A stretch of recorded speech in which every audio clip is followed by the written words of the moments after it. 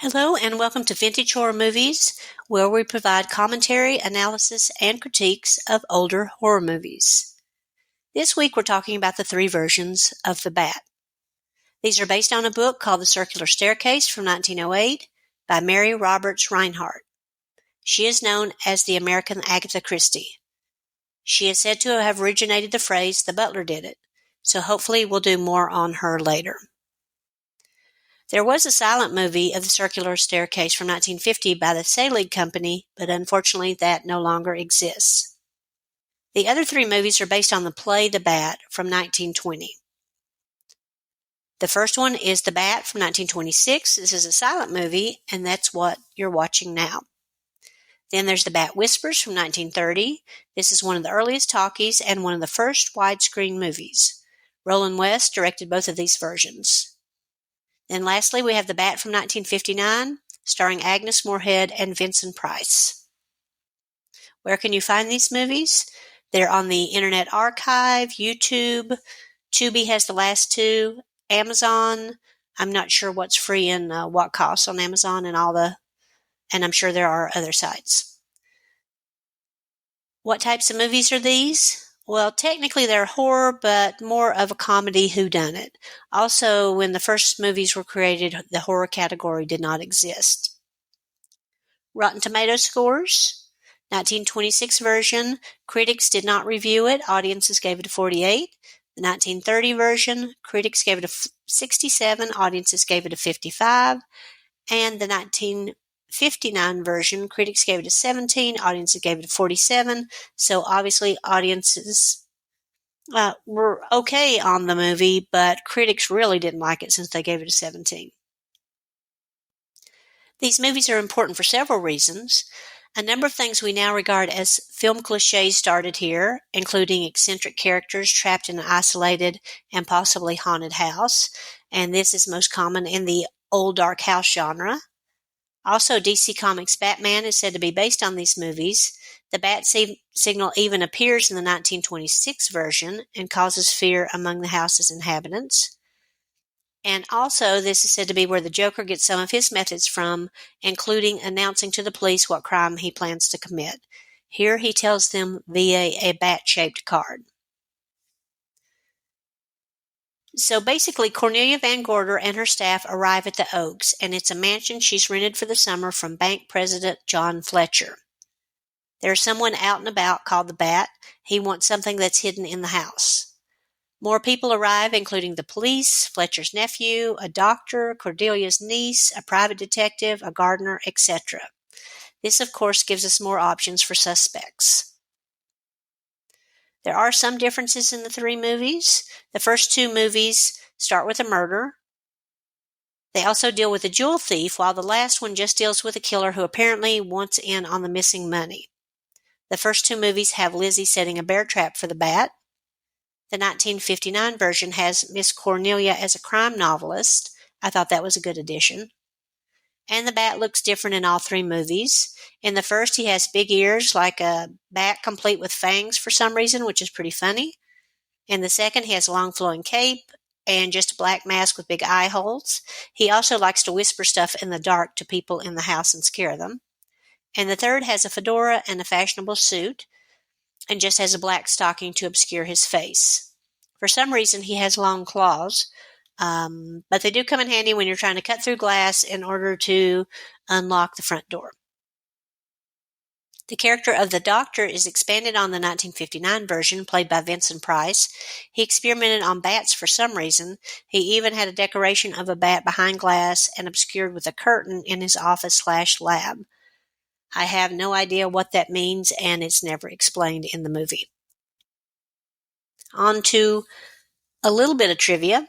The 1930s version has a number of innovative film techniques that are still impressive today, including the opening shot, panning scenes, long zooms, good use of miniature sets, etc. The first two movies were created pre-Hays Code, and the Hays Code ran from 1930 to 1968.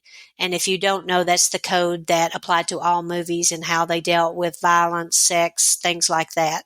So the movies before the Hays Code got away with a lot of stuff that they couldn't do between 1930 and 1968. So after the Hays Code went out of effect, the MPAA rating system took over, and that's where we get G, PG, R, and then PG-13 came later. Roland West might be most famous for being the boyfriend of Thelma Todd, who owned a popular cafe with him. She was found murdered, and the crime remains unsolved. Chester Morris, who received top billing in The Bat Whispers, is best known as Boston Blackie, a series of movies about a criminal-turned-detective in the 1940s. And this is just rumor, but it's listed somewhere that Roland West confessed on his deathbed to killing Thelma Todd, and he confessed to Chester Morris. So I don't know if there's any way to prove that at this point. It's been so long ago, but that rumor flies around. And also, if you watch any true crime shows and they deal with Hollywood, the Thelma Todd case is one of the cases that's always on there. My favorite line in the movie is Lizzie to Miss Gordy when she says, "For 20 years, I've stood by you through socialism, theosophism, rheumatism, but I'm drawing the lines at spookism," because she thinks the house is haunted. Theosophism, I think, is one of those spiritualist movements that was popular in the early 1900s with seances and stuff. The 1930s version borders on slapstick as they have several Three Stooges type chases where everyone chases everyone around the house in sped up motion. And several of these characters are completely over the top. The 1927 version has a Japanese butler who is referred to in derogatory terms, which is obviously problematic. The character does not appear in later versions. In the first two versions, Dale is Cornelia's niece and in love with the prime suspect at the bank because he was the last one seen with the money. RKO bought the right to make the 1930s version from Mary Pickford since she produced the 1926 version. United Artists was founded in 1919 by Pickford, Douglas Fairbanks, Charlie Chaplin, and D.W. Griffith. Vincent Price was not happy with the 1959 version. He hoped it would be more like the play which he had seen as a child. Vincent Price, of course, needs no introduction. He did 100-plus movies and was one of the greatest horror actors ever. I love him in everything he does. This is only the second time that Agnes Moorehead had a leading role in a movie. I think the other one was... Let me see, what was it called? Dear Dead Delilah.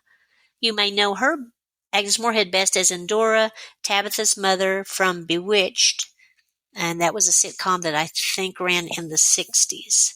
Moorehead had a Primetime Emmy, 2 Golden Globes, one for Best Supporting Actress for Hush Hush Sweet Charlotte, tried to say that, and was nominated for 4 Academy Awards and 6 Emmy Awards. Lanita Lane played Lizzie in the 1959 version, and I enjoyed her performance a lot. I enjoyed all the actresses who played Lizzie. I think they did a great job in the different versions. This was Lanita Lane's last film performance, and this was also the last film performance of Darla Hood, who played Judy in the 1959 version, but you may best know her as Darla from the Our Gang shorts. In the first movie, audiences in the first 2 movies were told not to give away the identity of the bat. In the first movie, it's via a title card at the beginning, and in the second movie, it talks about an actor at the end of the movie comes out, thus breaking the fourth wall and telling them not to give away the identity of the bat, or the bat will get them. Should you watch these movies? Well, I think so. I mean, I really enjoyed them. If you can watch only one, watch The Bat Whispers, and then if you like that one, check out the other 2. They're also a good example of how the same source material can be used both for silent picture, early black and white talkie, and the later 1950 version. I would suggest avoiding the colorized version of the 1959 movie. It was one of the first colorized movies, and it just looks weird. Plus, I like black and white movies better because the ambiance is different. So just don't get frustrated with the holes in the plot. They don't really make a lot of sense in any of these movies, but just enjoy them for what they are. So that's about it for The Bat. If you enjoyed The Bat, Please let me know in the comments. And if you enjoyed this video, please rate, review, and subscribe. We need all the help we can get. And until next time, watch out for the bat. Bye.